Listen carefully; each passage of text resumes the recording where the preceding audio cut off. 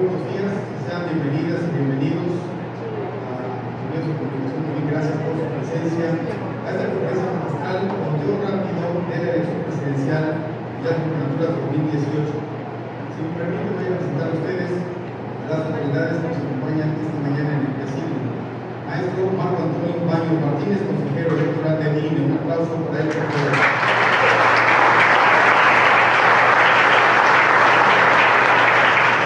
Alejandro Bonilla, consejero presidente del OPLE Veracruz. Licenciado José Cervantes Martínez, vocal ejecutivo de la Junta Local de INE. Doctor Alfonso Gerardo Pérez Morales, vicerrector de la Universidad Veracruzana, Campus Veracruz.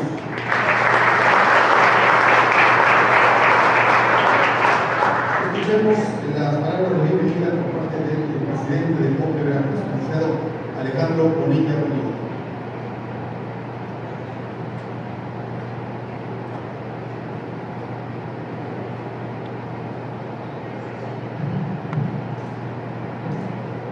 Muy buenos días a todos ustedes.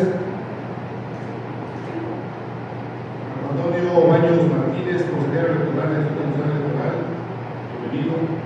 José Cervantes Martínez, vocal ejecutivo de la Junta Local del INE. El señor Alfonso Gerardo Pérez Morales, señor vicerrector, gracias como siempre por la hospitalidad que tiene con nosotros, con el OPLE, la Universidad Veracruzana. Hemos tenido una buena coordinación con todos ustedes.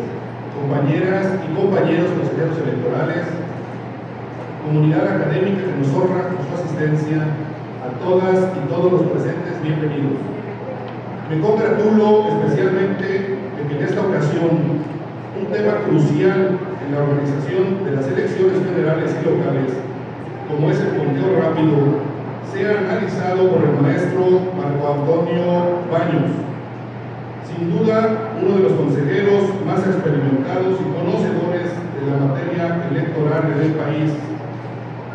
Celebro también que sea ante este auditorio de jóvenes, pues si algo caracterizó a la elección histórica del pasado 1 de julio, fue precisamente la nutrida, comprometida, ordenada y responsable participación ciudadana, donde la juventud tuvo un papel esencial determinante. Sin duda, esta participación debe ser apuntalada, ya que son los jóvenes quienes marcan el rumbo democrático de nuestro Estado y de nuestro país. A la luz de lo acontecido en la pasada contienda electoral, puedo decir con certeza que este proceso fue uno de los retos estratégicos y organizacionales más complejos, pero también de los más gratificantes y ejemplares que haya vivido Veracruz. Fue ejemplar porque a pesar de las complicaciones de un proceso concurrente y el uso de la casilla única, de principio a fin tuvimos una jornada electoral pacífica, ordenada y de participación ciudadana sin precedentes.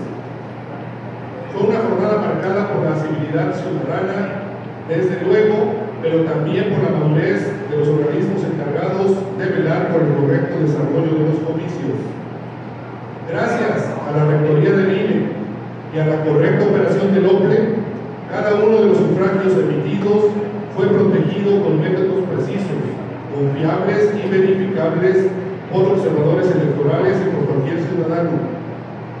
En ese proceso, una de las herramientas fundamentales que dotó de legitimidad y credibilidad a la elección del pasado 1 de julio fue el conteo rápido.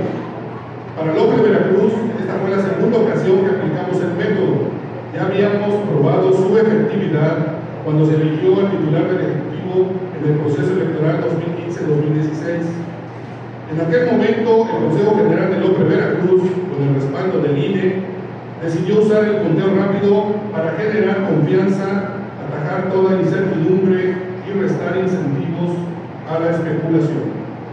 El trabajo científico de estadísticos y matemáticos ha sido clave para que la gobernanza el día de la jornada se sustente, no en dichos, sino en datos duros, cuantificables y comprobables. Gracias a la experiencia de 2016, teníamos la certeza de que al aplicar el conteo rápido por segunda ocasión, también podríamos asegurar resultados estadísticos confiables en la noche misma de la elección. Lejos de los discursos o los posicionamientos políticos, el conteo rápido permitió conocer e informar información estadística para la definición de ganador en la elección de gobernador. Su coincidencia plena con el programa de resultados preliminares y los resultados de los cómputos distritales es la mejor prueba de su eficacia.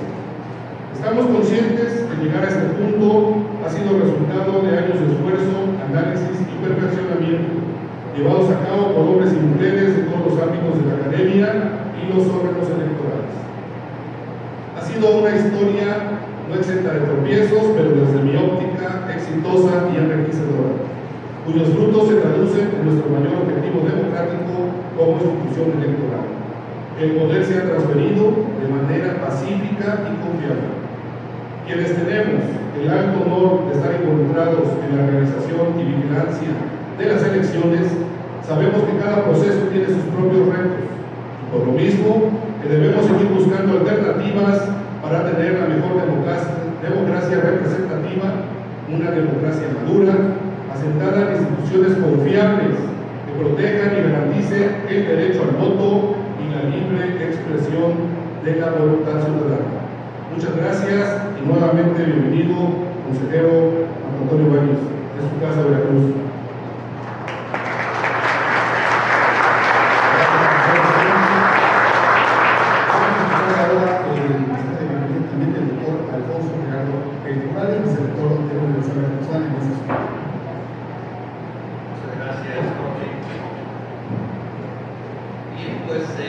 Realmente como Universidad Veracruzana damos la más cordial bienvenida a todos los presentes, a los miembros del OPLE, pero sobre todo al licenciado Baños que nos va a hablar sobre algo que realmente marcó un hito y es extremadamente importante de conocer a fondo nuestro país. Saludo con mucho afecto al licenciado Alejandro Bonilla, consejero presidente del OPLE. Como bien dice, hemos trabajado en forma común con la Universidad Veracruzana y el OPLE Veracruz para objetivos comunes, que al final de cuentas son el beneficio de nuestra entidad, de nuestro Estado y de nuestra claridad en cuanto a lo que se ha realizado. Saludo también con mucho gusto al licenciado José Cervantes Martínez, vocal ejecutivo. Gracias por estar con nosotros. Participado intensamente ya en la región de Veracruz. Con respeto y con todo nuestro afecto, pero además sentirnos honrados por la presencia al maestro Marco Antonio Baños Martínez, consejero del INE, quien tiene a su cargo esta ponencia magistral que realmente nos aclarará algunas dudas que pudiéramos tener. Saludo también con mucho afecto a los consejeros electorales del OPLE que están aquí presentes, bienvenidos a esta casa, a su secretario, el licenciado Enrique Castro Bernabe, gracias por estar aquí con nosotros, a los compañeros, a los directores, a los maestros que nos acompañan, secretarios, algunos del área específicamente de abogacía, que son parte de la Universidad Veracruzana, que seguramente estarán muy interesados en saber lo que el maestro Baños nos va a hablar en este momento. El Instituto Nacional Electoral tenemos muy claro y realmente estamos de acuerdo con el licenciado Bonilla en que ha marcado un hito. Los procesos que actualmente se hacen son procesos electorales que son libres, que son equitativos, que definitivamente han dado confianza a la ciudadanía y que al final de cuentas garantizan el uso de nuestros derechos electorales. En Veracruz, pues sabemos que el OPLE, que es el organismo local electoral, es quien se ha encargado de organizar las actividades electorales que hemos tenido en este estado, que de alguna manera había inquietud, hay que reconocerlo, se sentía inquietud, se sentía de alguna manera que pudiera haber alguna inestabilidad, pero yo creo que el manejo claro, equitativo que le dio al OPLE a este proceso nos dio una tranquilidad ciudadana y hizo que se hiciera este proceso con absoluta tranquilidad, con absoluta transparencia. Yo creo que el OPLE sea un organismo autónomo, público y autónomo, y que sea quien tiene a su cargo la responsabilidad de organizar, de desarrollar, de hacer el seguimiento y hacer la vigilancia puntual de las elecciones, de los plebiscitos y de los referendos, ha dado una nueva forma de vivir los aspectos electorales en nuestro país. Creo que al final de cuentas el OPLE tiene a su cargo un aspecto muy importante, que es el proceso de prácticamente la suma de todas las decisiones que se tomaron por parte de la ciudadanía. Agradezco entonces en esta entidad, en nuestra USB, la presencia de los representantes del INE y del OPLE que nos acompañan el día de hoy. Creo que es muy importante recordar que en este momento nuestro país estamos transitando por cambios estructurales que son extraordinariamente importantes, que nos obligan a ser ciudadanos, no tan solo ciudadanos responsables o ciudadanos en toda la extensión de la palabra, sino que de alguna manera tenemos la obligación de estar informados para participar activamente en este proceso democrático. Toda la elección presidencial, la elección estatal, la elección de múltiples autoridades en todo nuestro país y especialmente en nuestro estado. Yo creo que el tema que va a abordar hoy el maestro Baños es el conteo rápido. Es uno de los mecanismos que a mí me parecen extraordinariamente importantes dentro del INE. No tan solo porque en el mismo día podemos tener una información muy clara de lo que todo el proceso de elección. Yo creo que esta actividad del conteo rápido redunda al final en un proceso que al final de cuentas va a impedir si no impedir, por lo menos hacer menos patente la posibilidad de conflictos postelectorales inmediatos. Creo que este conteo da transparencia, da tranquilidad y hace que no en los días siguientes tengamos manifestaciones que no dejan de verse, pero que de alguna manera se limitan estas manifestaciones porque la confianza que se tiene en el conteo ha sido realmente impactante para la ciudadanía. Yo celebro que sea el maestro Antonio Baños Martínez quien sea el ponente en esta ocasión, que es miembro fundador del INE, tengo conocimiento, y actualmente preside varias comisiones. Y esto realmente hace que sea una persona perfectamente enterada que nos podrá dar la claridad en esta bienvenidos todos a esta su casa, la Universidad de la Casa. La doctora Sara Ladrón de Guevara, nuestra doctora, era quien en su agenda iba a estar con nosotros en este evento, sin embargo, como ustedes han escuchado en los medios de comunicación, se celebró una reunión de ANUYES en México, en la que se trata a todos los rectores de las universidades para varias cosas que son extraordinariamente importantes. Uno, los aspectos económicos de las universidades, el aporte a las universidades, en ese sentido, en esta universidad nos sentimos tranquilos porque los recursos se han llevado con tal transparencia que no tenemos en este momento financieras en la Universidad de Veracruz, pese a lo que en un momento dado se menciona en algunos medios de comunicación. Pero segundo, el licenciado Esteban Moctezuma citó también a los rectores para hablar sobre el aspecto de calidad. Pero me encargó que les diera más cordial bienvenida al maestro Baños, el licenciado Bonilla, el licenciado Cervantes, y decirles que esta es su casa y que te mando algunos cosas. Gracias, doctor.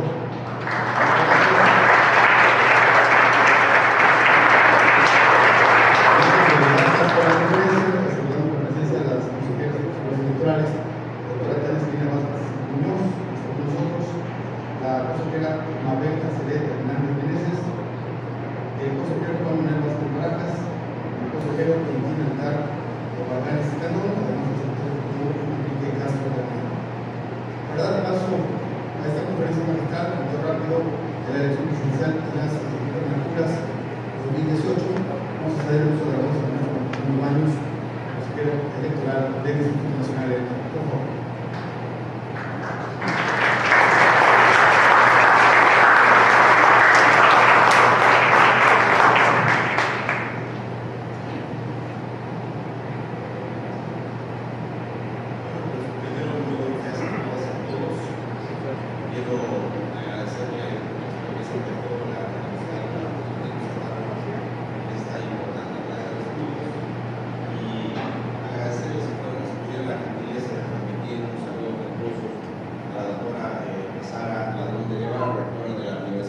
veracruzana, también con nuestra gratitud por permitirnos estar aquí.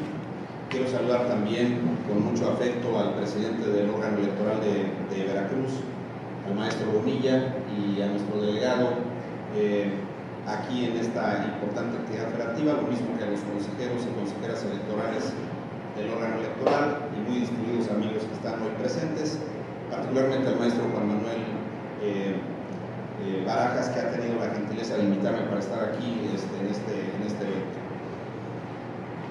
Quisiera empezar por contextualizar un poco el tema, porque finalmente el conteo rápido es un instrumento que sirve para generar certeza en cuanto a los resultados de las elecciones, que si bien es una tendencia de la votación, es una tendencia de la votación que no se obtiene a partir de las encuestas de salida o de las encuestas de boca de urna, sino que corresponde a una medición de tendencias basada en resultados específicos de las actas o de documentos importantes de las mesas directivas de casilla. Este es un primer punto que quiero señalar, pero para poder llegar a eso, creo que es necesario que podamos contextualizar un poco lo que ha sido esta última de las elecciones.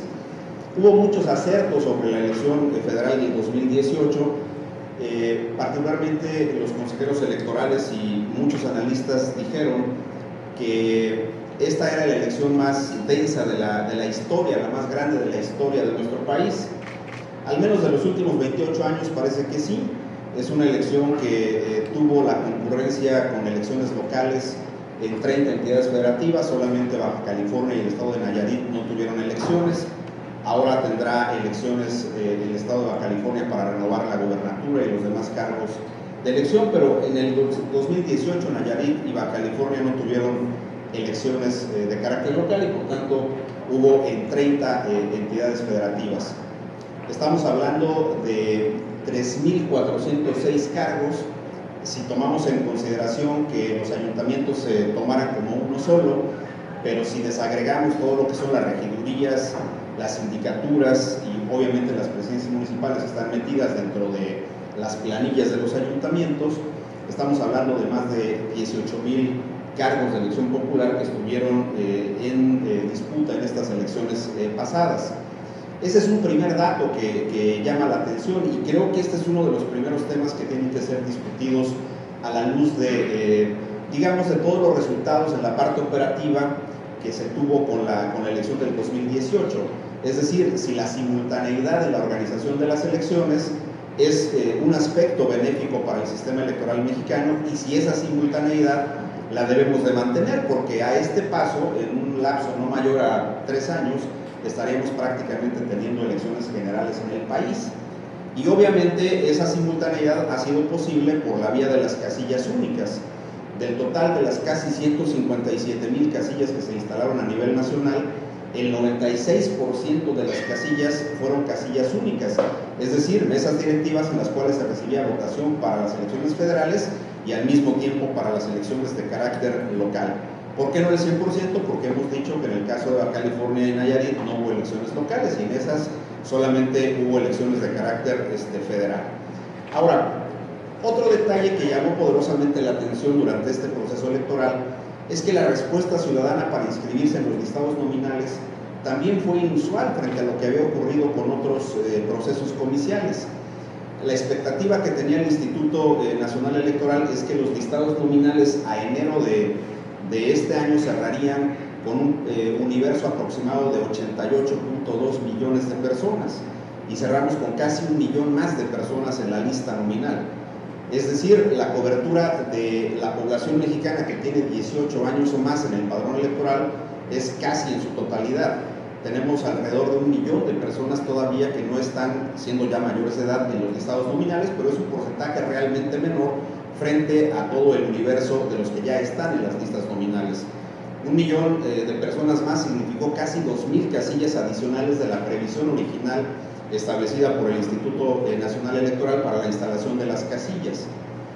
Otro tema relevante, me parece, del proceso tiene que ser analizado a la luz de la relación que existen entre el Instituto Nacional Electoral y los órganos electorales de los estados. Ese es un punto que va a estar en la mesa de la discusión. No hay, al menos no en el futuro inmediato, una reforma electoral en puerta, pero en un mediano plazo será sin duda un tema de discusión, y por supuesto que esta relación que se dio a partir de la reforma de 2013-2014 entre el Instituto Nacional Electoral y la correspondiente desagregación de atribuciones entre unos y otros será un tema, en mi opinión, de discusión. Hay muchos puntos a favor, me parece a mí, para mantener y fortalecer ese sistema, pero también hay muchos elementos que podrían dar para volver a desconcentrar y fortalecer obviamente la estructura de los órganos electorales de las entidades federativas. Pero ese será, insisto, un punto específico de la discusión.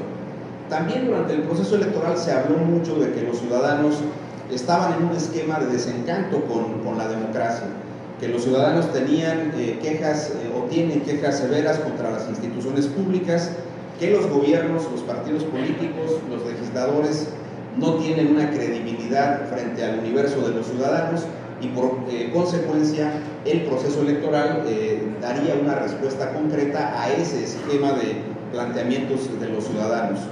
Hubo una encuesta famosa que dio origen a un documento que denominamos el Informe País, que se trabajó a través del Colegio de México, y donde aparecían cifras verdaderamente escandalosas. Por ejemplo, de cada 100, 94 personas decían que no tenían ninguna credibilidad sobre los partidos políticos o de los gobiernos correspondientes. Ese no es un tema menor, estamos hablando de que casi la totalidad de la población tenía dudas frente al funcionamiento de los partidos y de los gobiernos emanados de ellos, o un 60% de cada 100 que decía que no quería denunciar la posible comisión de un delito por dos razones. Una, porque los procedimientos de atención a las posibles comisiones de delitos a través de las autoridades ministeriales o son demasiado densos, o porque simplemente no se hace nada frente a ese tipo de situaciones. Obviamente la elección de 2018 ha demostrado, en mi opinión, una cosa que es importante también de empezar a deliberar, y esto en el espacio de las universidades me parece que es un ámbito idóneo para ello. Creo que el desencanto que se tuvo por parte de los ciudadanos, o que se tiene por parte de los ciudadanos, no es con la democracia en sí misma, sino es en el marco de las instituciones que la democracia establece para poder hacer este tipo de planteamientos. Y ese es un punto que creo que también tendremos que empezar a reflexionar con mucha seriedad, porque a partir de este momento todos quienes han emanado de los comicios celebrados en 2018 enfrentan retos específicos frente a los ciudadanos. Detalles también relevantes que se dan no solamente en el contexto de las elecciones mexicanas, sino en el contexto de las elecciones en el mundo. Hay una interacción impresionante por la vía de las redes sociales. Todos los países en el mundo están discutiendo qué hacer con la participación de las redes sociales en el ámbito de las elecciones y en el ámbito de la política. No hay en el mundo todavía ninguna regulación en materia de contenido sobre el uso de las redes sociales. Apenas algunas discusiones en la Comunidad Económica Europea o en los Estados Unidos para intentar regular algunas cuestiones vinculadas a la dignidad de la persona que pudieran circular por redes sociales, pero todavía concretamente no hay ninguna norma que restrinja el uso de las redes sociales en cuanto a sus contenidos específicos. ¿Qué es lo que hacen en México, particularmente las autoridades electorales frente a las redes sociales? Lo que se hace es simplemente medir cuánto gastan los candidatos y los partidos colocando propaganda en las redes sociales, pero no revisando los contenidos. Hay que tener mucho cuidado con eso. Y ustedes tienen, a propósito de las redes sociales, un ejemplo cercano, que fue en el gobierno de Fidel Herrera, cuando circulaba en las carteleras nacionales la famosa película del Rudo y Cursi, que seguramente ustedes la recuerdan. Había una canción que tenía un estribillo ahí muy mal cantado por Gael García, por cierto, eso de yo lo vi llorando, la vi llorando, o lo vi llorando, algo así decía. Y en una parodia que se construyó a propósito de esa melodía, en las redes sociales se construyó otra que decía yo lo vi robando, y se referían al gobernador Fidel Herrera. Entonces el director jurídico del gobierno de esta entidad federativa en ese momento presentó una solicitud de medida cautelar al Instituto Federal Electoral para que se bajara en ejercicio de las atribuciones del IFE ese spot de YouTube, que era por donde circulaba el famoso video. Por supuesto que los dirigentes de YouTube en México no accedieron a bajar ese video. Alguien me va a decir ahora, no, pero es que sí desapareció de la red social. Sí desapareció, pero no fue por un asunto vinculado a cuestiones, digamos, de lesiones a las instituciones públicas, sino porque había problemas de derechos de autor. Eso alegó YouTube en ese momento, y es una cosa completamente distinta a la regulación desde la, pues digamos, desde la materia electoral sobre el uso de las redes sociales. Y de esos ejemplos les puedo dar cualquier cantidad, pero vamos, me quedo ahí en esa parte para decir que en este proceso electoral creo que las redes sociales tuvieron su boom en cuanto a la utilización en materia electoral. De hecho, debo decir con toda claridad que el presidente Enrique Peña es el primer presidente de México que está sujeto directamente a la interacción de las redes sociales. Las redes sociales circulan con una enorme velocidad casi cualquier información. Es como un gran Big Brother, ya no puede uno estar en ningún lado, y si un senador aparece en algún restaurante de Puebla con una chica joven, pues entonces le sacan una fotografía y la ponen en redes sociales. Ustedes vieron esa nota que fue muy, muy famosa y que le decían ahí ciertas cosas al conocido ex legislador en esa Cámara. Entonces, esa parte de las redes sociales que no solamente tienen velocidad, sino tienen una enorme cobertura. Nosotros en el transcurso de este proceso electoral establecimos una cosa que le llamamos acuerdos de cooperación y acuerdos pues sí, para intercambio de información con las redes sociales. Por ejemplo, YouTube en el mes de diciembre del año pasado explicó que tenían una membresía, o sea, un conjunto de usuarios por 2.160 millones de personas en el mundo, y que de esos 2.160 millones, 80 están en México, y que al menos hasta diciembre del año pasado, ahora deben ser más, había 80 millones de personas que por lo menos tenían una interacción con las redes sociales. Y como yo me declaro neófito en el uso de las redes sociales, y además no tengo cuenta de Facebook, le pregunté a los que nos explicaban estas cuestiones qué significa una interacción. Entonces ellos dicen que 80 millones de mexicanos al menos una vez al mes le dan like a alguna fotografía, algún mensaje, colocan alguna cosa en su cuenta de Facebook, y por tanto consideran que es una red con una enorme utilización. Y hay otras que han crecido de una manera exponencial, incluso frente a la capacidad de comunicación que tiene el Twitter, porque Instagram y otras más pues también han venido con un impresionante desarrollo. Y entonces pudimos ver durante el proceso electoral que había manejo de información sobre las elecciones que podían generar un escenario complicado para las autoridades electorales. Ejemplo, se dijo en algún momento que las credenciales de elector emitidas por el Instituto Federal Electoral no servirían para ser utilizadas en la jornada electoral del 2018. Pero como ustedes saben, desde la reforma del 2007, las credenciales de elector tienen una vigencia por 10 años. En consecuencia, lo que había que ver era si en el reverso de la credencial, esa credencial tenía una vigencia por ese periodo de 10 años, y se podía votar obviamente con ellas si estaban vigentes para esta ocasión. O la discusión más ocurrida, que parece increíble, ustedes te cuentan esto a autoridades electorales de algunos otros países y les da mucha risa, pero el hecho de que el crayón no sirva, le pongo comillas a eso de no sirva porque eso sí me pega, que no sirve para marcar la boleta, que porque se borra. Eso es una mentira, es parte de las esquizofrenias que hay en las elecciones. Pero ¿qué fue lo que pasó con el famoso crayón? Para empezar, debo decirles que el crayón no es cualquier crayón, no es un crayón que se compre aquí en la papelería para ir a cumplir con los trabajos de dibujo de los niños de la primaria o del kinder. No, ese crayón está construido con una cera especial que justamente lo que impide es que se borre la marca sobre el emblema del partido en el cual el ciudadano ha depositado su confianza. Y aquí entonces nosotros hicimos una prueba a nivel nacional para demostrar que ese crayón no se borraba. Lorenzo Córdoba y un servidor aparecimos ahí en diría el presidente ya de la República, en estas parnafernalias que hay de estas cosas. Aparecimos ahí con todos los medios de comunicación, marcamos las boletas, pusimos cualquier cantidad de gomas, y los medios de comunicación intentaron borrarlas y simplemente no se pudo.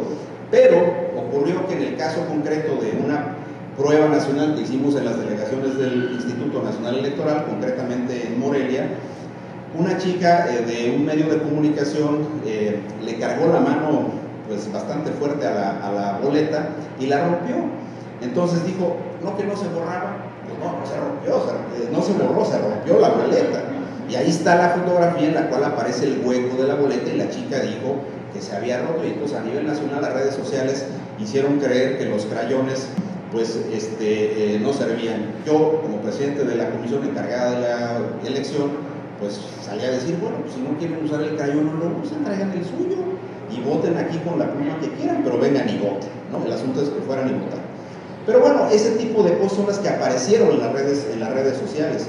Y las redes sociales también tienen una enorme capacidad para hacer llegar mensajes de los partidos políticos y de los candidatos al universo de los jóvenes. Decía el maestro Bonilla en su intervención que en las universidades con el público joven, pues sí, porque fíjense ustedes que en el padrón electoral, que ahora somos poquito más de 90 millones de mexicanos, hay, de acuerdo a la categoría que la ONU establece para referir a los jóvenes, son los que están entre los 18 y los 29 años.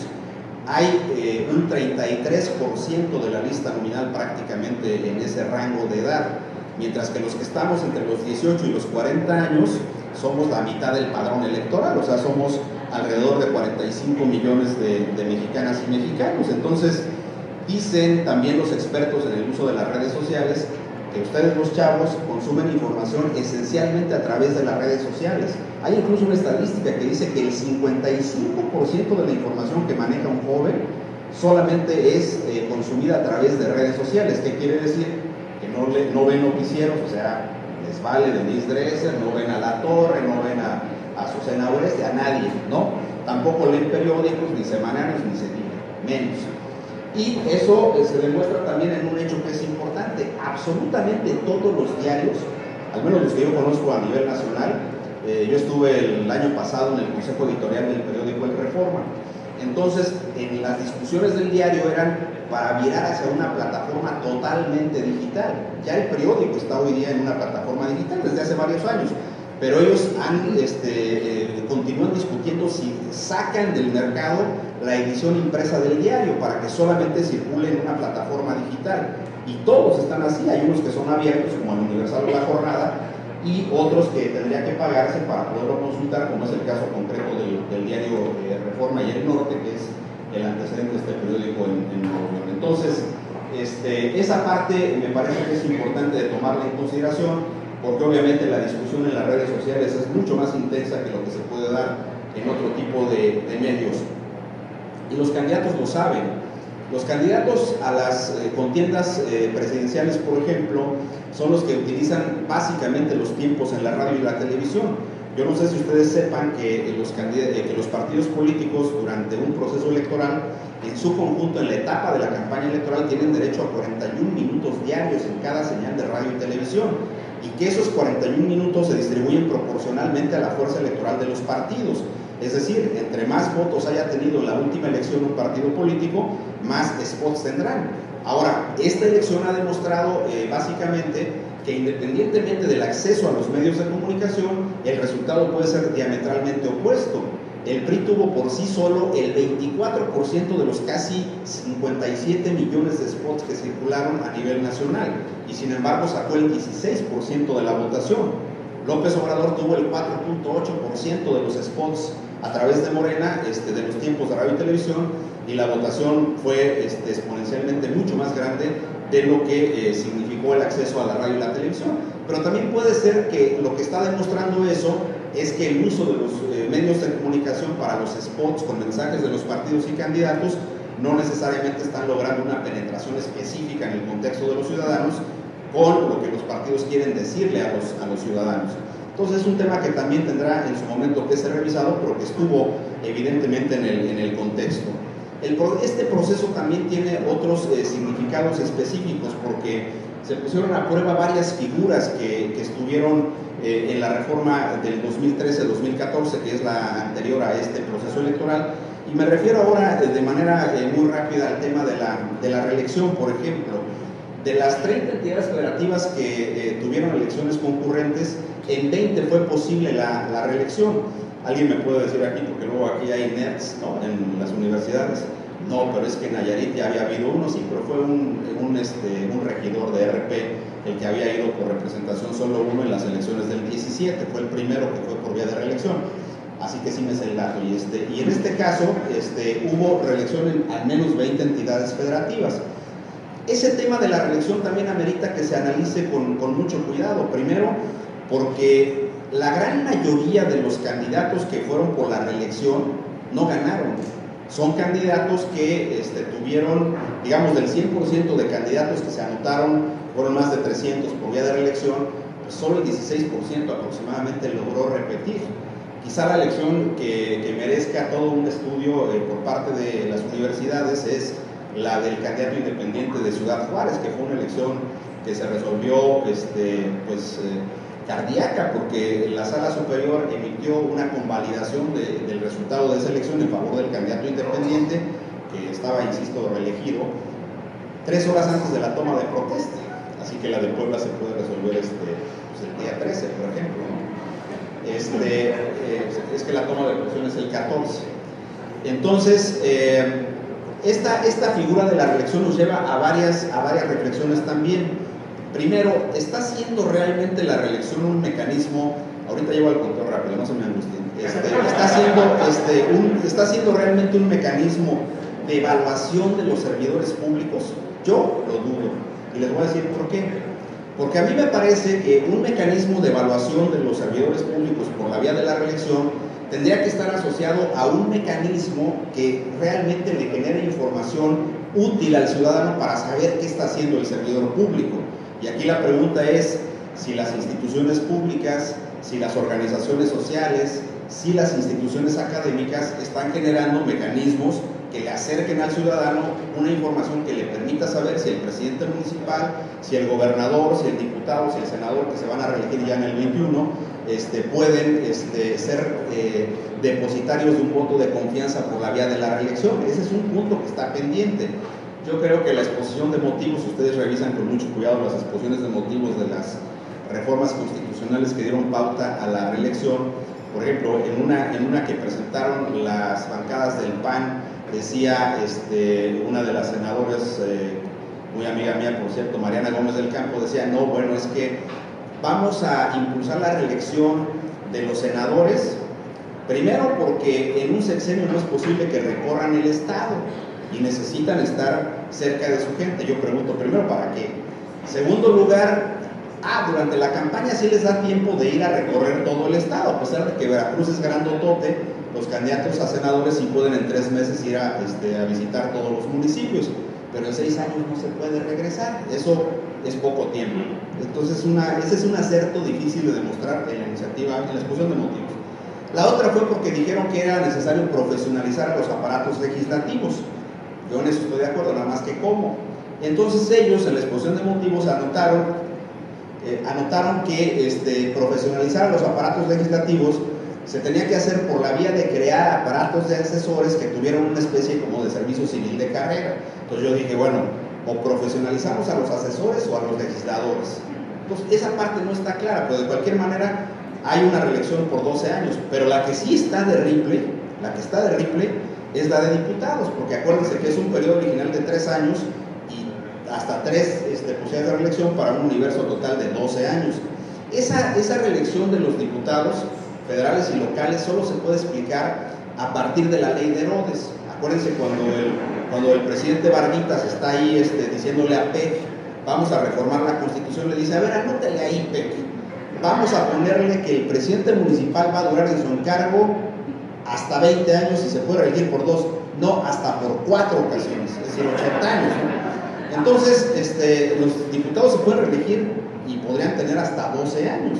Pues vamos a ver cómo funciona eso, pero ya en el mundo de la realidad, la sociología indica que eso va a impedir, si hay diputados que se reeligen hasta por esos periodos, los procesos de renovación de las clases políticas se van a detener, porque va a haber grupos que se van a enquistar y no van a permitir que los nuevos cuadros de los partidos políticos puedan ir avanzando en la ocupación de los cargos públicos. Y entonces todos esos rollos que le oímos a los partidos políticos cuando, por ejemplo, el órgano electoral de Veracruz o el INE o quien sea organiza el concurso nacional de debate Y entonces salen jóvenes muy buenos, muy destacados en Oaxaca, en Michoacán, en Tabasco. Ahora los campeones nacionales de debate son de Tabasco. Entonces salen estos jóvenes y los partidos dicen, a ver, Ine, ahí están estos jóvenes cuadros, ¿dónde los vas a poner para poderlos aprovechar?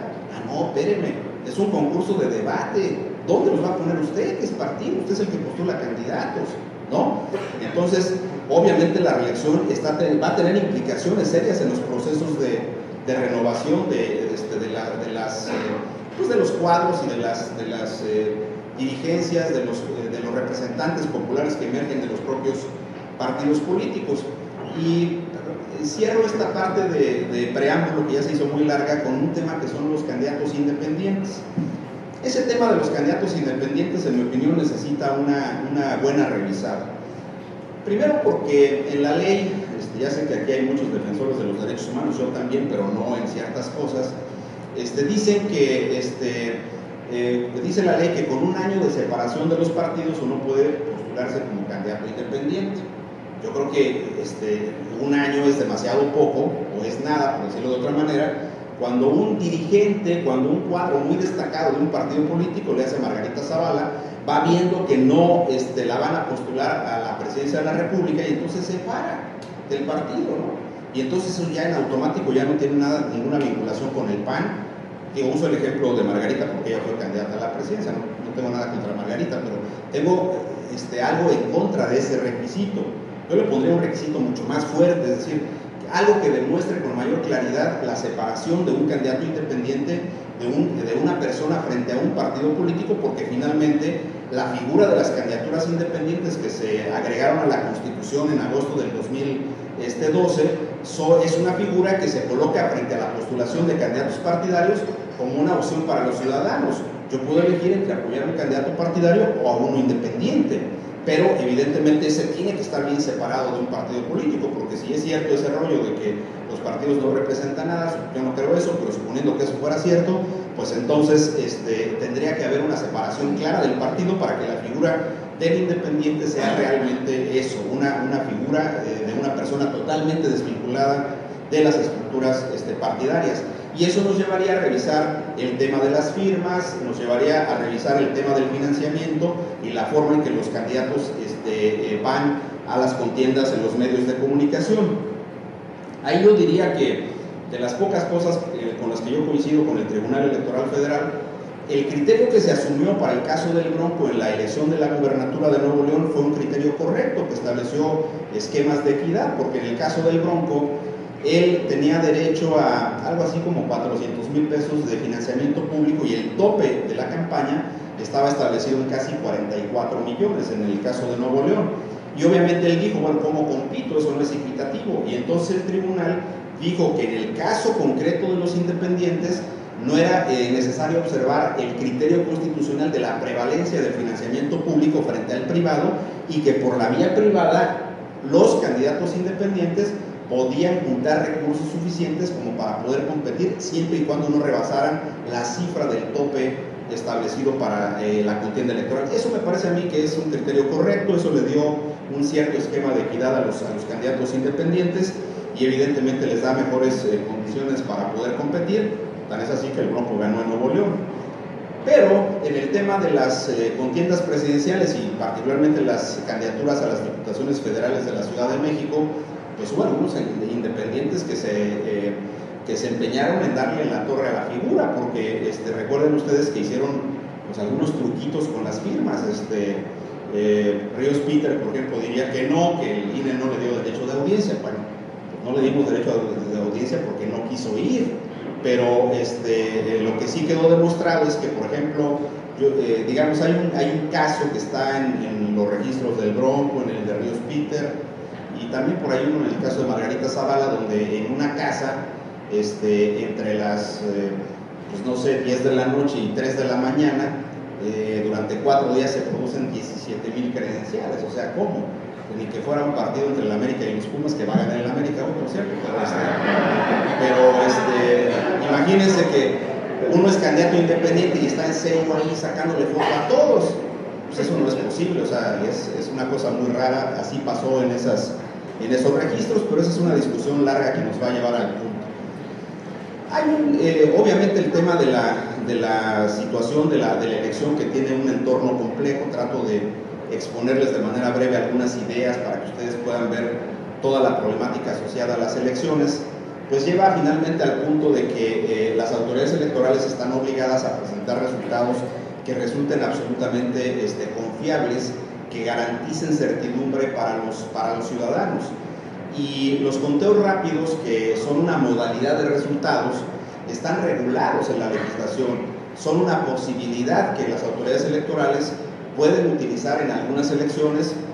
A lo mejor no es necesario, por ejemplo, hacer conteos rápidos para las elecciones de diputados o de senadores, pero invariablemente en las elecciones de gobernador y de presidente de la República, algunos órganos electorales estatales han decidido también que en presidencias municipales grandes, por ejemplo Monterrey ahora, Guadalajara en su momento, en Coahuila, por ejemplo, se querían conteos rápidos para la elección municipal de Saltillo.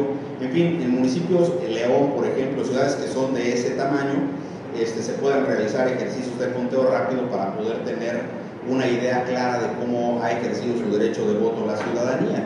¿Por qué? Porque finalmente el conteo rápido es un esquema que permite tener certeza, como decía el vicerrector, respecto a cómo se ha desempeñado el ejercicio del voto en las urnas. Y obviamente estos ejercicios enfrentan varias complicaciones. La primera de ellas es que en el caso concreto de la legislación mexicana, con la reforma del 2013-2014 se introdujo la figura de la casilla única, y esa figura de la casilla única tiene una ventaja frente a los ciudadanos, pero tiene muchas desventajas frente a las autoridades electorales. Al ciudadano, porque finalmente no es lo mismo que te tengas que formar en dos filas distintas, una para votar en elecciones federales y otra en las locales. Había gente que decía, no, pues yo nomás quiero votar por el candidato a presidente municipal porque es mi amigo, y ya no voy a votar por el presidente de la República porque pues, me tengo que volver a formar y la fila está muy grande, y se iba.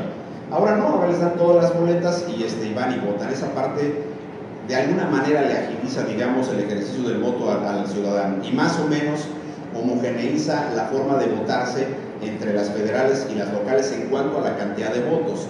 No quiere decir que los ciudadanos deban votar igual para presidente, igual para gobernador. Puebla es un ejemplo, o Yucatán me parece que también es un ejemplo muy significativo de ese hecho de que el ciudadano puede votar distinto.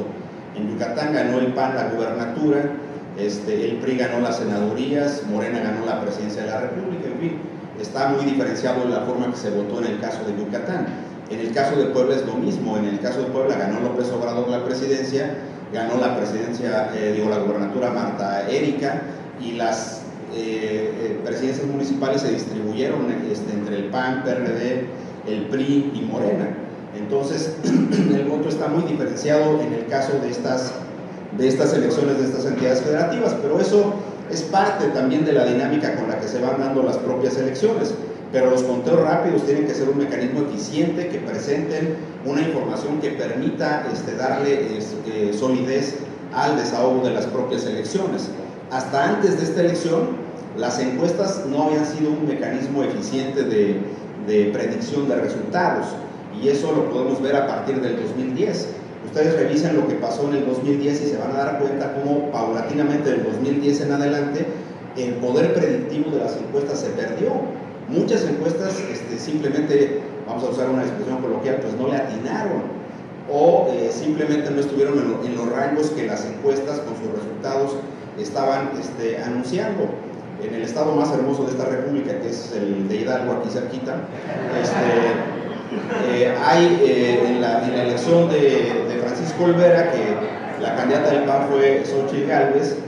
Ahí decían que Paco Olvera, candidato del PRI, le iba a ganar a Xochitl por 14 puntos. Pues le ganó por 2,5, y vaya que hubo bronca en esa elección. O sea, ahí las encuestas ya no estaban siendo tan asertivas en ese momento. Y podríamos citar muchos ejemplos. La última elección con el presidente López Obrador, pues no solamente contribuyó, y lo voy a decir también coloquialmente, a la recuperación de la credibilidad en los procesos comiciales, en las autoridades electorales, sino también en las encuestas. Porque al final de cuentas, la única encuesta que no predijo correctamente los resultados fue la de Roy Campos en el caso de Puebla, pero prácticamente todas las demás estuvieron ahí. Si no me estoy equivocando, la encuesta de gobernador de Roy Campos en Puebla le daba 10 puntos a Barbosa por encima de Marta Erika. y obviamente esa encuesta no dijo. Es más, al día siguiente Roy Campos salió a decir que su encuesta se había equivocado. Y hay un detalle que a mí me llamó poderosamente la atención. Nosotros en el INE invitamos a todos los encuestadores a tener un foro público de discusión para ver cómo son las dinámicas de las encuestas y realmente cómo funcionan. Y en ese foro Roy Campos dijo que independientemente del valor que las encuestas tienen, para él la mejor encuesta que se hacía durante una elección era el conteo rápido del INE. Eso lo dijo expreso, fue una frase que le dio la vuelta al país, dicha en voz de uno de los encuestadores más respetables que tiene nuestro país. Pero bueno, finalmente la encuesta tiene una problemática que me parece importante, porque la encuesta se sustenta en la información que el ciudadano le da al encuestador saliendo de la votación. Pero aquí la pregunta es, ¿le está diciendo la verdad el ciudadano al encuestador? ¿Tiene alguna motivación para decirle la verdad o para no decírsela? Pues puede ser que el ciudadano, por ejemplo, vea que si en el ejercicio del voto le da su confianza a un candidato que le está ofreciendo la implementación de ciertas políticas públicas y luego no se hace nada, pues el ciudadano reacciona de muchas maneras y podría decir, no, ¿yo por qué les voy a decir cómo voy a votar? Yo estoy especulando, como especulan las encuestas con sus predicciones. Pero el conteo rápido no es eso. El conteo rápido no es una encuesta. El conteo rápido es un ejercicio que está sustentado primero en la definición de una muestra representativa del territorio donde se organiza la elección. Si es una elección de gobernador, pues por supuesto que el conteo rápido tendría que tener una selección de casillas que puedan representar equitativamente, correctamente, las diversas segmentos, partes del territorio de una entidad federativa. Si es Veracruz, pues obviamente todas las regiones de Veracruz tendrían que estar correctamente representadas en esa muestra. Si es Coahuila, pues sería Coahuila, y si es la Ciudad de México, pues es la Ciudad de México. Claro que alguien aquí me podría decir, y ahorita me voy a abocar a contestar un poco eso, que el conteo rápido tuvo cierta falla en la elección de Coahuila, de la elección del gobernador pasada, del 2017. Bueno, eso es según como se vea, pero aquí el punto central es que el conteo rápido primero tiene que tener esa muestra. Y alguien diría, ¿se requiere una muestra demasiado robusta? Pues no, porque por ejemplo, dicen los que saben, yo a ese tema no le entiendo. Si estuviera aquí Jaime Rivera les estaría dando una teoría sobre el uso de las estadísticas y las probabilidades y demás. Pero él dice, por ejemplo, que en una elección de una entidad federativa con 700 casillas sería suficiente para poder establecer una proyección correcta de resultados. Y esa información coincide con los expertos que yo he escuchado hablando sobre esas formas de componer las muestras de casillas. Ese es un primer tema que quiero que tengan muy claro ustedes. El segundo punto tiene que ver con lo siguiente. Los conteos rápidos, como les decía, no funcionan a partir de la información que el ciudadano le da a la autoridad en este caso, sino con los resultados que se asientan en las actas. Y aquí viene el primer problema, porque el Tribunal Electoral, cuando nosotros establecimos la metodología para poder tener el conteo rápido, el Tribunal revocó el acuerdo del Instituto Nacional Electoral para el conteo rápido. ¿Por qué lo revocó? Porque hoy día la legislación mexicana en el ámbito federal dice que para poder realizar el conteo rápido es necesario que tengamos la conclusión de los escrutinios y cómputos de las casillas. Entonces imagínense ustedes en una casilla única donde hay elección de presidentes, senadores, diputados, gobernador, ayuntamientos y congreso local, son 6. A pesar de que la norma dice que los escrutinios y cómputos se hacen simultáneos, presidente, gobernador, senadores, diputados locales, diputados, ayuntamientos, ¿no? Simultáneamente se arman 2 equipos de trabajo y se tienen que terminar. Dicen también los funcionarios que operan este tipo de actividades que un escrutinio y cómputo en casilla se lleva en promedio hora y media. Si eso es cierto, vamos a suponer que a las 7 de la noche empieza el escrutinio y cómputo en la casilla. De 7 a 8 y media es el primero, de 8 y media a 10 el segundo, de 10 y media de 10 a 11 y media es el tercero. Más o menos a las 2 estarían empezando a llenar las actas y después de eso operaríamos el conteo rápido. Cuando el INE hubiese dado a conocer el conteo rápido, pues pudieron haber sido la 1 o las 2 de la mañana. ¿Ya para qué? Honestamente, ¿ya para qué? Pues ya con todas las encuestas a nivel nacional, tuvieran o no tuvieran razón, pues ya se hubiera generado una enorme ola de desconfianza y una enorme ola de discusión. No en esta elección, porque el resultado del presidente López Obrador sobre el resto de los candidatos tuvo una inmensa mayoría por encima de ellos, pero en el 2006, imagínense ustedes, yo les quiero decir una cosa, pese a la discusión que tuvo la elección del 2006, el conteo rápido del 2006 fue exacto, establecía con toda claridad que había una diferencia de medio punto porcentual entre Felipe Calderón y Andrés Manuel López Obrador en la elección del 6, pese, insisto, a las discusiones públicas que hubo con relación a esa elección. Y ahora, si ustedes revisan con toda claridad los rangos, porque el conteo rápido no da números absolutos, el conteo rápido no dice va a tener 100 votos tal candidato, el conteo rápido da rangos de votación entre los que se van a establecer los porcentajes finales de la votación de cada candidato. Y entonces el conteo rápido puede decir, este candidato va a sacar entre el 5 y el 8%, este otro va a sacar entre el 15 y el 30%, por decir algo. Ese tipo de información es la que da el conteo rápido. Si revisan ustedes el conteo rápido operado para la elección del presidente, para la elección de las 9 gubernaturas, van a encontrar ustedes que los rangos de votación de todos los candidatos están metidos en los rangos predichos por los conteos rápidos que se operaron para estas elecciones. Y en consecuencia los conteos rápidos actúan de manera eficaz frente a las problemáticas de las encuestas. Si las encuestas no tienen capacidad para generar información cierta, el conteo rápido sí genera una información correcta. Y yo, en lo personal, independientemente de que estemos aquí en el puerto de Veracruz, que es un patrimonio nacional, debo decirles que el conteo rápido de la elección de gobernador, la de Yunes particularmente, fue un conteo rápido que operó como un mecanismo de despresurización política, no solo en el Estado, sino prácticamente en las discusiones a nivel nacional que había con las, creo que eran 14 gubernaturas que estaban en disputa en ese momento. Entonces, el conteo rápido es un mecanismo eficaz para generar certeza, para generar estabilidad en las discusiones públicas. No es, digamos, deseable que los candidatos salgan y se pronuncien como ganadores de la contienda, que todos salgan y digan yo gané aunque hayan sacado el 3%. Tampoco es correcto que el que gane finalmente en la contienda electoral se pronuncie a partir de una encuesta de salida, sino a partir de un resultado oficial. Y ahora, de acuerdo a la mecánica establecida en la legislación, era imposible que el programa de resultados electorales preliminares pudiera decirnos con claridad quién ganaba, porque ese, al final de cuentas, terminó su funcionamiento hasta el lunes a las 10 de la noche. Entonces el conteo rápido, cuando lo dimos a conocer cerca de las 11 de la noche, ese conteo rápido nos dijo con claridad quién había ganado la elección y nos dijo con qué porcentaje de votación iba a ganar ese candidato y cómo iban a quedar el resto de los candidatos en la presidencia y en las gubernaturas. En consecuencia, sí es un mecanismo eficaz que está generando un esquema importante de certidumbre en la obtención de los resultados. Y me voy a detener un poquito en el caso de Coahuila, porque sí es importante contrastarlo. ¿Qué fue lo que ocurrió en Coahuila? En Coahuila, como ocurre con todos los mecanismos de conteo rápido, aquí, si no me equivoco, fue Javier Aparicio quien estuvo al frente del conteo rápido de ustedes en el 15.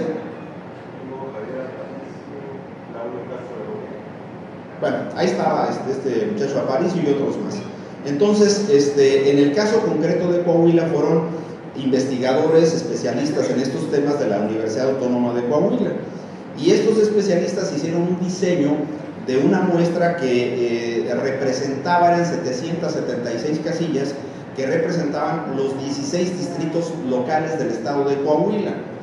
Entonces, cuando se dan a conocer los resultados del conteo rápido, ocurrió que tenían ellos un 56% de avance en la recabación de los resultados de la muestra. Y lo primero que se tienen que preguntar los especialistas es si esa cantidad de casillas, en ese caso el 56%, ya es suficiente para establecer una tendencia correcta de la votación. Y ellos dijeron que sí, pero hubo un pequeño detalle. No se percataron que el 56% estaba concentrado en una parte de los distritos y faltaba de traer información de otros para equilibrar el resultado de manera correcta. Y hubo también un error porque en el PREP que estaba trabajando simultáneamente con el conteo rápido, había 115 actas de la muestra que pudieron haber traído para fortalecer, y con eso hubieran llegado a cerca del 82% de la muestra. Sumando esas actas, el conteo rápido de Coahuila hubiera sido preciso, pero el conteo al final de cuentas dijo que iba ganando el del PAN, que tenía un rango de votación más alto que el del PRI, mientras que el PREP finalmente dijo que había ganado el PRI, y eso se corroboró con el resultado de los cómputos finales, pero generó una enorme discusión política esa elección. Ese tema y otros que tenían que ver con los asuntos de la fiscalización de los gastos de campaña de esa candidatura en lo particular. Entonces, yo quiero contrastarles esa información. Mientras en el caso de Coahuila se tuvo un problema no con el diseño de la muestra, no con la implementación del conteo rápido, pero sí con la recabación de la información final. Los conteos rápidos, cuando tienen ya una cantidad de casillas de la muestra que resulta representativa de todo el territorio donde se hizo la elección, son absolutamente precisos. Y ustedes pueden revisar esa información en la página oficial del INE, donde están todos los conteos rápidos de las 9 gubernaturas, el conteo rápido de la elección presidencial. Pueden contrastarlo frente al resultado del programa de resultados preliminares y lo pueden contrastar frente al resultado de los cómputos, donde hay una enorme coincidencia. Y más aún, los resultados de las casillas van teniendo igual mucha coincidencia entre los diversos instrumentos que se tienen. Por eso he sostenido en varios foros que México necesita transitar hacia el uso de medios electrónicos. Y cuando digo medios electrónicos, alguien me dijo hace poco, no sin tener cierta razón, es que usted sigue defendiendo las casillas electrónicas, eso ya no es una solución. Pues puede que sea cierto, pero no me caso con la urna electrónica. Hay otros mecanismos electrónicos para recibir la votación y para contabilizarla. Aquí el problema es la contabilización de los votos. Y es un hecho que un modelo de casilla única como el que tenemos nosotros funciona bien durante las 10 horas de la jornada electoral, pero cuando viene el trabajo de los escrutinios y cómputos posteriores, someten al funcionario de casilla a jornadas extenuantes. Nosotros no tenemos mecanismos legales como ocurre, por ejemplo, en Paraguay o como ocurre en Colombia, donde al día siguiente de la jornada electoral se le da un día de asueto al que trabajó en la mesa directiva de casilla, tanto en el sector público como en el ámbito empresarial. Aquí por lo menos deberíamos de tener un acuerdo con los empresarios y obviamente con los gobiernos, aunque no estuviera en la ley, para darle al funcionario de casilla que trabaja un día de asueto al día posterior de la jornada electoral.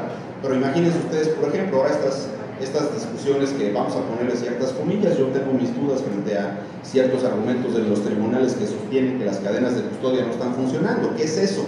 Las cadenas de custodia son los mecanismos de traslado de los paquetes electorales del lugar donde están las casillas hasta las sedes de los consejos municipales o distritales. Y obviamente dicen no hay una vigilancia correcta de ese traslado y en ese camino puede haber muchísimas cosas. Eso, en mi opinión, y lo digo con respeto para los tribunales, sigue formando parte de las esquizofrenias electorales que no se pueden demostrar fehacientemente. En el caso concreto de Coahuila también el tribunal dijo es que la policía estatal trasladó los paquetes electorales. Pues sí, ¿por qué? Porque los funcionarios de casilla dejaron los paquetes donde estaban las casillas al filo de las 3 o 4 de la mañana. Esa parte es la que creo que no puede seguir funcionando así. Son jornadas, vamos a ponerles un calificativo exacto, son inhumanas. Eso no puede permitirse en un modelo moderno de organización de elecciones. Y creo, estoy absolutamente convencido, desde 2010 estoy convencido que los mecanismos electrónicos son la salida, la válvula de escape a estas problemáticas. ¿Dónde se atora el uso de la casilla electrónica? En cuestiones presupuestales, pues nada más échenle números. Una estrategia de integración de mesas directivas de casilla a nivel nacional cuesta 3.200 millones de pesos, más lo que cuestan las boletas electorales, que fueron 250 millones, más las actas, más toda la papelería de las propias casillas que ya no se requerirían. También habría que tomar en consideración pues todo un conjunto de cosas que están asociadas al propio conteo rápido, otras cosas que ya no serían necesarias. ¿Por qué? Porque la casilla electrónica o los mecanismos electrónicos de recepción y contabilidad de los votos pueden estar asociados a mecanismos de traslado de resultados electorales por internet y llegan rapidísimo a los centros de cómputo. Eso también está acreditado. Por ejemplo, Jalisco, antes de la reforma del 2013-2014, tuvo una elección extraordinaria con uso de urnas electrónicas diseñados por ellos, donde los resultados se trasladaron por internet. Y obviamente, como ocurre por ejemplo en Colombia, una hora después de que se cierren las casillas, está alrededor del 60% de la información. En rigor nosotros, si la jornada electoral terminara, por ejemplo, en promedio nacional a las 7 de la noche, pues a las 10 a más tardar deberíamos estar presentando el resultado final de la elección de presidente. Vean ustedes algo que pasó, por ejemplo, en la elección de Mauricio Macri en Argentina. Ahí en ese proceso, ya me quitaron la voz.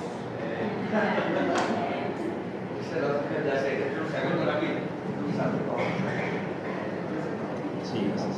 Aquí está esa pila nueva. Esta está nueva.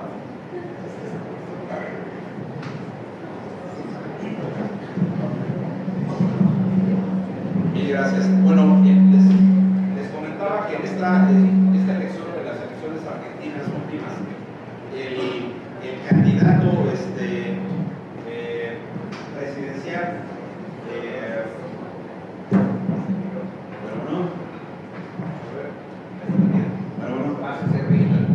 creo que ya estamos ahí, ¿verdad? Bien.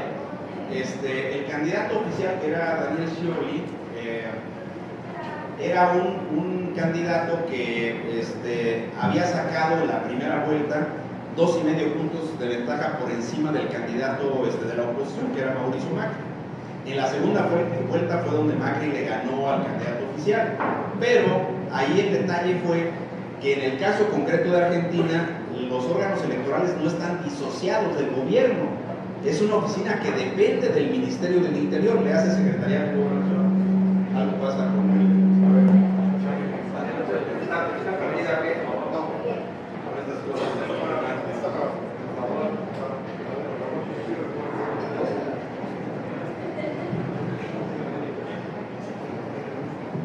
Bueno, entonces les comentaba, ahí en esa elección, el candidato oficial en la primera vuelta gana por 2,5 puntos, y en la segunda vuelta es donde pierde el candidato oficial y gana Mauricio Macri en un proceso que se llama el balotaje, que en rigor es la segunda vuelta, pues para no darle tanto rimbombancia al tema. Pero aquí la cuestión es que ellos no tienen mecanismos como los nuestros, tienen un PREP que funciona a partir del sistema de telégrafos, ¿no?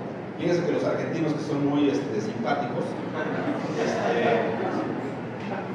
ya saben cómo son ellos, ¿no? Entonces, en esa elección de Macri dijeron que tenían un enorme avance con los materiales electorales, ¿verdad? Entonces, yo que soy un poquito soberbio dije, pues si yo soy especialista en el tema, pues ¿qué tienen ellos de novedoso? Entonces yo le pregunté al director del órgano electoral, se llama Cámara Nacional de Elecciones allá en Argentina, ¿qué es lo que tienen de nuevo con los materiales electorales? Me digo, no, es que las urnas están muy modernas. Yo dije, caray, pues hay que verlas. Y entonces las mostraron y son como las cajas de archivo que nosotros usamos aquí, unas cajas oscuras así. Yo le dije, ¿y eso qué tiene de novedoso? Me dijo, es que antes eran de madera, ¿no? Tenían literal, tenían ellos urnas de madera y las tenían que almacenar. Y no solo eso, sino que abrían las cajas de madera y tenían que lacrar la entrada de la caja durante el desahogo de la jornada electoral. Es como un artículo de Leonardo Valdés en el proceso del 97, que dijo, no, es que aquí en México debemos tener como en Argentina los cuartos oscuros. Eso es una falacia, no hay cuartos oscuros en Argentina. Lo que pasa que, como son centros de votación y se hacen en las escuelas, ponen las urnas dentro de los salones, ¿no? Y entonces uno se mete al salón y ahí solito pues vota, pero eso tiene luz, le llaman ellos coloquialmente el cuarto oscuro, pero hasta ahí. Pero lo que les quiero decir es, los mecanismos eficientes y rápidos de resultados generan tranquilidad en el desahogo de las contiendas electorales, despresurizan, generan certidumbre y evidentemente permiten que las autoridades electorales puedan transitar adecuadamente con el conjunto de actividades que siguen. Y obviamente no es deseable que un proceso electoral no salga bien. Imagínense ustedes que, por ejemplo, en México no nos hubiera salido bien este proceso electoral. A decir verdad, no sé que también nos salió. Lo cierto es que como ganó López Obrador con muchos puntos de distancia, pues ya no hubo discusiones, ¿verdad? Pero el hecho concreto es que si ese proceso electoral está revestido de procedimientos, de mecanismos que generen esta certidumbre, entonces las elecciones continúan siendo un mecanismo adecuado, legítimo, para la renovación de los cargos públicos que se deben justamente a las elecciones. El conteo rápido, los PREPs, los cómputos, tienen justamente ese propósito central. Yo creo que la modalidad de los conteos rápidos, mientras no existan las urnas electrónicas en México, tiene que mantenerse como un mecanismo adecuado para generar ese esquema de estabilidad política que se necesita. ¿Qué pasa después de las elecciones? Bueno, pues eso ya es una respuesta que cada uno de ustedes tiene que dar. Ahora vivimos una etapa de una consulta intensa, ¿no? La consulta como mecanismo de democracia participativa es correcta. Es deseable que los gobiernos tengan fórmulas de consulta de los puntos de vista del ciudadano, pero para eso hay que tener mecanismos que garanticen la representatividad de las respuestas y obviamente la confiabilidad de las mismas. Vamos a ver qué ocurre con la ley de la consulta, pero eso es otra historia. Muchas gracias.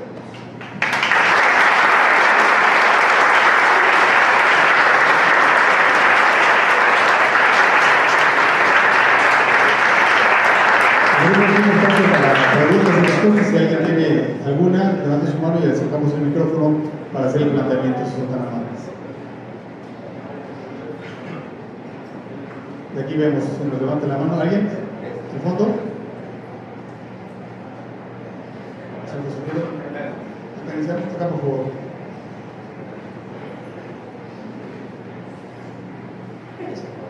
¿Qué tal? Buenas tardes, consejeros, vicerrector. En su planteamiento de los mecanismos de elecciones ya electrónicas, ¿cuáles serían los mecanismos de seguridad que se podrían emplear para garantizar la certeza del voto? Gracias. Es una magnífica pregunta y digamos que las problemáticas centrales están asociadas a la identidad de la persona primero, es decir, que detrás del mecanismo electrónico se pueda saber concretamente quién está votando, sobre todo cuando el voto se instrumenta para los migrantes. Pero en las urnas electrónicas, por ejemplo, se puede incorporar la relación de los ciudadanos inscritos en la lista nominal de esa sección y obviamente por la vía de las huellas dactilares o por la vía de los biométricos como son el uso del iris, se puede identificar claramente a la persona y esa misma tecnología se aplica para el voto de los migrantes. Entonces creo que ese es un primer punto que está claro ahí. Dos, me parece a mí que también había habido una discusión intensa en varios países. En México lo hubo a propósito de esa elección que les narré de Jalisco, respecto si el voto que se debe contar cuando hay impugnaciones es el que se registra en el software o es el papelito que aparece como un comprobante del ejercicio del voto y que se deposita en una especie de urnita de acrílico de la propia casilla. Y verán ustedes que en algún momento nosotros hicimos una prueba para ver cómo funcionaba tanto el esquema del registro de los votos en el software como los papelitos que caen al acrílico. Y alguien se voló y no me di cuenta como un papelito, ¿no? Entonces no me checaban los votos en el software con los de acá. Pero hay algunas sentencias del tribunal que establecieron que lo que se debe contabilizar como cierto es lo registrado en el software. Y para que el software se utilice de manera correcta, se ordenan ciertas auditorías informáticas previas al uso de la urna electrónica. Es decir, hay que demostrar que la urna está vacía, que no está cargada con resultados, y para eso pues hay instituciones que revisan ese tipo de cosas y creo que eso básicamente es lo que ayuda a que este mecanismo pueda funcionar. Consejero, buenas tardes, bienvenido aquí a Veracruz, como parte de la comunidad de la Universidad Veracruzana, toda vez que también soy egresado, pues bienvenido a la Universidad Veracruzana. En el organismo público local electoral estamos sumamente contentos con su visita y me gustaría aprovechar para hacerle un par de preguntas referente, no necesariamente al tema de conteo rápido, sino de la urna electrónica que usted menciona. ¿Cuál sería, en opinión de usted, un modelo a nivel internacional al cual sería deseable transitar? ¿Qué país o países considera usted como modelo, con las reservas, desde luego, de las prácticas concretas que hay en estos países, que a usted le gustaría sugerir que aquí en México se tomaran esas prácticas? Entiendo que el modelo mexicano es uno de los modelos más burocratizados, sin embargo, también más admirados a nivel internacional, dada la cantidad de candados que tiene para garantizar la certeza en respeto a la voluntad de los ciudadanos. Y También me gustaría preguntarle cuánto tiempo estima usted, si no en años, cuando menos en sexenios, para que transitemos hacia un modelo totalmente electrónico. Sería todo. Gracias. Bueno, yo creo que, y empiezo por lo último, que deberíamos de transitar al voto electrónico en las elecciones presidenciales que siguen. Es decir, dentro de 6 años deberíamos estar usando medios electrónicos. No es tan complicado. En el 2010 el presupuesto de egresos de la Federación, aprobado por la Cámara de Diputados, en un artículo transitorio le ordenó al IFE entonces hacer un estudio para ver, para responder una pregunta que era obvia. La respuesta era obvia. La pregunta era: ¿es viable usar medios electrónicos para la votación? La respuesta era sí. La respuesta que teníamos que dar era ¿cómo? ¿No? Entonces hizo un estudio muy largo, obviamente se presentaron las propuestas de ajuste legislativo, los cálculos presupuestales, etc. Yo creo que el modelo brasileño, que ha resultado muy exitoso, en el 96 empezó con el 30% de las casillas con urnas electrónicas para elecciones municipales, que ahora es para elecciones generales, ha demostrado que es un modelo consistente, que no tiene problemas. Pablo Gómez hace unos días, ahora diputado por Morena, decía irónicamente que cómo era posible que en países como Brasil en 4 horas tuvieran los resultados y que el INE en una semana no los tuviera completos. Bueno, Pablo Gómez sabe muy bien, porque me parece que fue un comentario desafortunado de parte de él. Él sabe perfectamente que en México no se pueden tener 4 horas después porque el procedimiento es mecánico, es un procedimiento de contabilidad a mano. Entonces, yo diría, tenemos ese modelo que ha funcionado bien. Hay países que son mucho más grandes, que andan arriba de los 600 millones en lista nominal, como la India, que usa urnas electrónicas. Alguien podría decir sí, pero países avanzados como Alemania dejaron de usar las urnas electrónicas, sí, por una discusión constitucional donde se decía las urnas electrónicas o el voto electrónico no está previsto en la Constitución, y por eso le dieron marcha atrás al voto electrónico. Era más fácil cambiar la Constitución, obviamente hacer el ajuste. Aquí en México, hasta poquito antes del centenario, traíamos 698 reformas constitucionales. Ahora en la República Nueva, pues no sé qué vamos a hacer con la Constitución, si se va a emitir una nueva o no, eso no lo sé, pero el hecho concreto es que el punto central de modificación legal tiene que ver incluso hasta con una atribución a la propia autoridad electoral para poder definir esos mecanismos. Nosotros tenemos un modelo que es un modelo de vanguardia en muchas cosas, sobre todo en América Latina.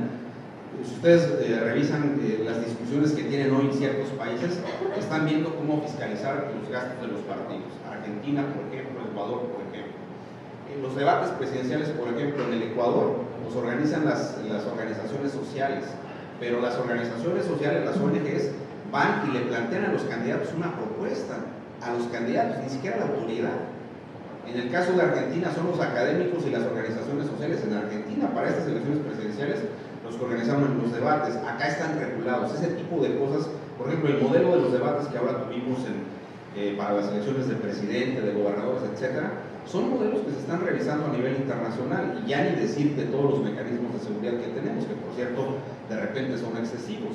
Ahora la petición central del nuevo gobierno ha sido: encuentren formas de hacer más baratas las elecciones, y la respuesta es muy sencilla: sí hay manera de hacer más baratas las elecciones, pero es deconstruyendo todos los mecanismos de garantías que la propia izquierda le pidió a la autoridad electoral, ¿no? Papel seguridad en la lista nominal es una aberración. ¿Por qué? Porque el papel seguridad, porque las listas nominales están impresas con la fotografía.